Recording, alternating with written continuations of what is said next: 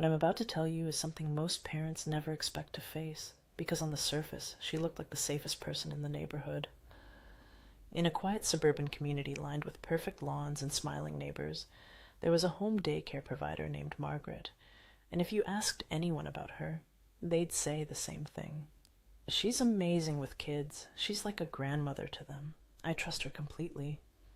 That trust is exactly what made what happened next so disturbing. Because over time, Sato, something didn't add up. And at first, nobody noticed. Margaret's home daycare looked like something out of a parenting brochure. Soft pastel walls, clean floors, educational posters perfectly aligned, a backyard filled with toys, shaded play areas, and laughter during pickup hours. She had been doing this for over a decade. Parents didn't just drop their kids off. They trusted her with their entire world. She was calm, patient, always smiling.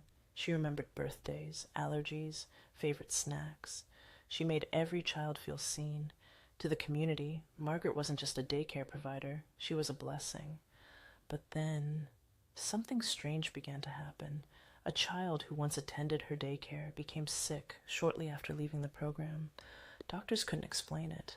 The family was devastated, but assumed it was just a tragic medical mystery. Then months later, it happened again. Another child, same pattern, healthy at daycare, suddenly ill afterward. Still, no one connected the dots. Because what are the odds, right?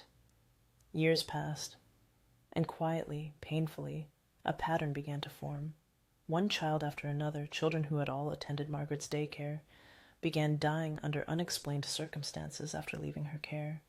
Not during, not at the daycare, always after, which made it harder to accuse anyone, and easier to ignore. Grieving parents were left with the same unbearable question: how did this happen? Well, and why does it keep happening? But every time someone considered the daycare, they backed away from the thought. Because Margaret? She was the last person anyone would suspect. Eventually, the pattern became too consistent to ignore. Multiple deaths, same connection, same daycare history. Authorities reopened older cases. Detectives started pulling records, interviewing families, reviewing timelines, and there it was, the only shared link between every child: Margaret's home daycare. But suspicion isn't evidence, and for a long time, that's all they had, until they decided to go inside her home. When investigators entered Margaret's house, nothing felt wrong at first. It was perfect, too perfect, everything in its place, clean, organized, almost staged, like a home trying very hard to prove it had nothing to hide. Room by room, they searched. Nothing. No drugs, no signs of abuse, no obvious red flags. Just a quiet, ordinary home belonging to an ordinary woman. Until one detective noticed something odd, a bookshelf that didn't sit quite right. Behind it was a small concealed door, a closet. What they found inside would change the entire case. Dozens of glass jars, carefully arranged, each one labeled, each one tied to a child's name. Some contained photographs, others contained personal items, and surrounding them were strange markings, symbols, wax remnants, and objects placed in deliberate patterns. The room didn't feel like storage. It felt like something else entirely, something ritualistic, something intentional. Because of the disturbing nature of what they found, investigators brought in a specialist, someone experienced in occult symbolism and ritual practices. The moment she entered the room, she stopped. She didn't touch anything at first. She just stared. Then she said something that made the entire room go silent. These aren't keepsakes.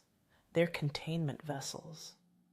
She explained that the arrangement, the symbols, the jars, it all suggested a practice centered around capturing and transferring life energy.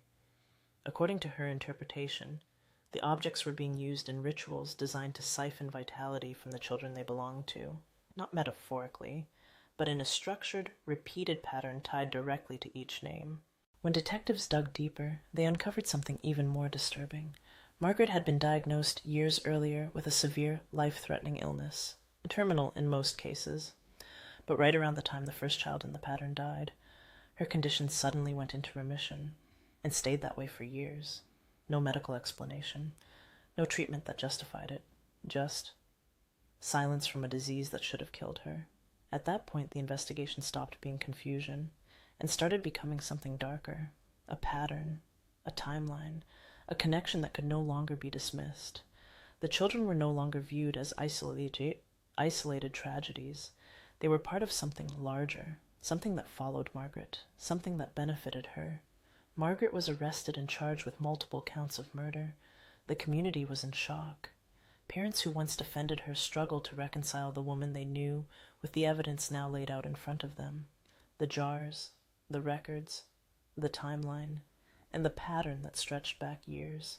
In court, prosecutors painted a chilling picture of deception, of a woman who built trust deliberately over years while hiding something far more sinister behind a flawless public image. The jury deliberated briefly.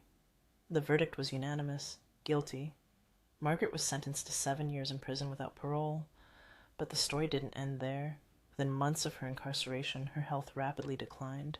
The same illness that had once disappeared returned, aggressively. This time there was no explanation, no remission, no recovery. She died alone in her cell. To this day, the case is studied as one of the most disturbing examples of how trust can be manipulated in plain sight. Because what made this story so terrifying wasn't just what allegedly happened behind closed doors. It was how long it happened without anyone noticing, and how normal everything looked, right up until it didn't. What's insane is how no one would have suspected a daycare provider to be this dark. If you enjoyed this story, please like, share, and subscribe to the channel. If you want your story of spiritual warfare featured on the channel, send your story to thespiritualwarfareanonymous@gmail.com. Until next time, bye.